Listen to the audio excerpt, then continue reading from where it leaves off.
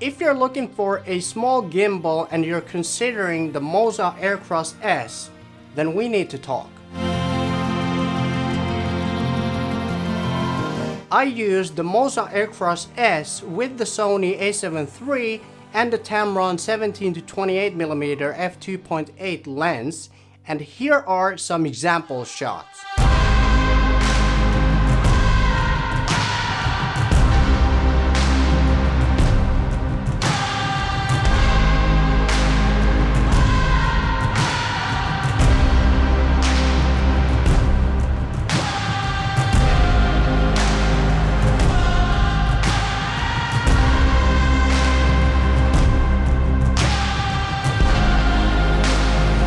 I was pleasantly surprised how well it worked with this setup until I tried the slider shot with the lock mode on the gimbal.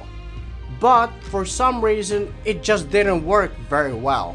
And I also tried it with a smaller, more lightweight setup using the Sony a6500 with the Samyang 12mm f2 lens, but it still didn't work very well with the gimbal on lock mode.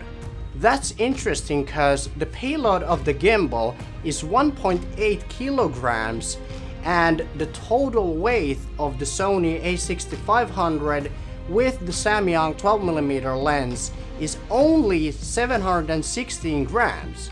So it doesn't make any sense. The weight of the gimbal itself is only 750 grams, which makes it a very lightweight gimbal. And the battery runtime is 10 hours, which is good. And you can use this gimbal for vlogging as well.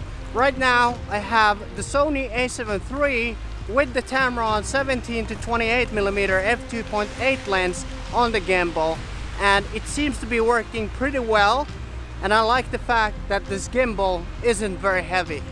Some other awesome features are, for example, that it has this L bracket that allows you to film both horizontal and vertical videos, and it works very well with smartphones as well. Some other downsides are, for example, that the joystick is placed on the left side of the gimbal, which is only great for right-handed people, but if you're left-handed, it doesn't really work. This is made of aluminum and plastic, and the build quality felt kinda cheap in my opinion. Also, the menus and the settings didn't feel very intuitive, but the biggest downside in my opinion is that I just couldn't get the gimbal to work properly on lock mode. Let me say this, if you are uncertain about a product, do more research on the product, and if you can, try the product before you actually buy it.